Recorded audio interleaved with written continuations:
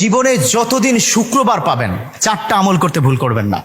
আজকে শুক্রবার না, আমি জানি না 4টা আমল করেছেন কিনা বা করছেন কিনা, আপনারা মিলিয়ে নেবেন। যদি 4টা আমল আজকে না করে থাকেন, আজকে থেকে জীবনে যতদিন শুক্রবার পাবেন 4টি আমল করতে ভুল করবেন না। পারবো তো ইনশাআল্লাহ? ইনশাআল্লাহ। 1, দুরূদ পড়া।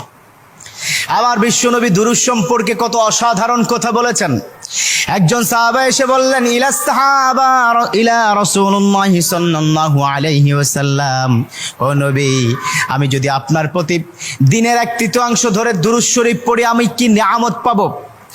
বিশ্বনবী বললেন, তুমি যদি দিনের 1/3 ধরে আমার প্রতি দুরূদ শরীফ পড়ো তোমার জন্য বিশাল উপকার হবে, আরো বাড়িয়ে পড়লে তোমার জন্য আরো ভালো হবে। সাহাবা মহা খুশি হয়ে গেলেন, ইয়া রাসূলুল্লাহ, আমি দিনের অর্ধেক সময় জুড়ে যদি আপনার প্রতি দুরূদ শরীফ পড়ি তাহলে কি হবে? বিশ্বনবী বললেন, এটা বিশাল শুভ সংবাদ তোমার জন্য, তার চাইতে আরো বাড়িয়ে পড়লে তোমার জন্য আরো ভালো। সুবহানাল্লাহ।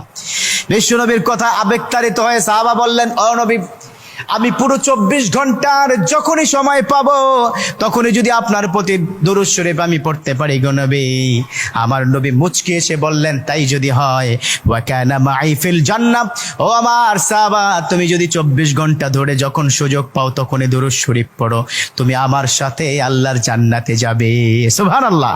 এর মানে দুরূদের কি পাওয়ার! দুরূদ এত অসাধারণ। কেউ যদি মান করা দুরুদান, যে ব্যক্তি দুরূদ পড়বে আল্লাহ পাক তার মর্তবা, তার মর্যাদা 10 গুণ বৃদ্ধি করে দিবে। সুবহানাল্লাহ পড়েন।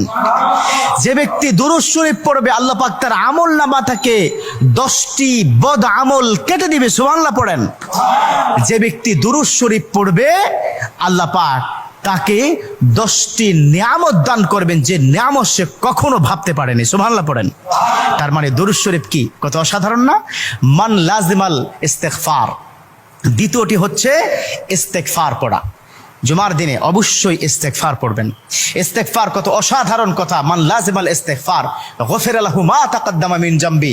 যে ইস্তেগফারটাকে লাজিম করে নেয়, অর্থাৎ কথায় কথায় সময় পেলে আস্তাগফিরুল্লাহ আস্তাগফিরুল্লাহ আস্তাগফিরুল্লাহ আল্লাযী লা ইলাহা ইল্লা হুয়াল হাইয়ুল কাইয়্যুম ওয়া আতুবু ইলাইহি। কোথাও ভুলে হয়তো একটু ফেসবুকে কোন একটা নারীর ছবি চলে আসলো, আস্তাগফিরুল্লাহ স্কিপ করে দিল। এরকম ইস্তেগফার যে ব্যক্তি লাজিম করে নিল, কথায় কথায় সুযোগ পেলে যে ইস্তেগফার পড়ে, আল্লাহ পাক তার পিছনের গুনাহগুলো ক্ষমা করে দেয়। সুবহানাল্লাহ। তৃতীয় নম্বর কাজ দেব, জুমার দিনে ভুল করবেন না, সেটা হলো ফজরের নামাজটা আদায় করতে ভুল করবেন না। এখন যদি আমি জিজ্ঞাসা করি, মাশাআল্লাহ এখানে যতজন আছেন আজকে ফজরের নামাজ পড়ছেন কিনা, মনে হয় না আমি খুব বেশি পাবো যে ফজরের নামাজ পড়েছেন। আর 4 নম্বর যেটা হচ্ছে, জুমার দিনে যতদিন জুমার দিনে আপনি পাবেন সবার আগে মসজিদে প্রথম কাতারে আসবেন। বিশ্বনবীর হাদিস যে প্রথম কাতারে সর্বপ্রথম মসজিদে প্রবেশ করবে রব্বে কারীম তার আমল নামায় উটের গায়ে যে পরিমাণ পশম থাকবে সম পরিমাণ পশমের সওয়াব তার আমল নামায় আল্লাহ পাক দিয়ে দিবে। সুবহানাল্লাহ। তা 4টা আমল করবো তো ইনশাআল্লাহ? আল্লাহ পাক কবুল করে নেক। আমিন।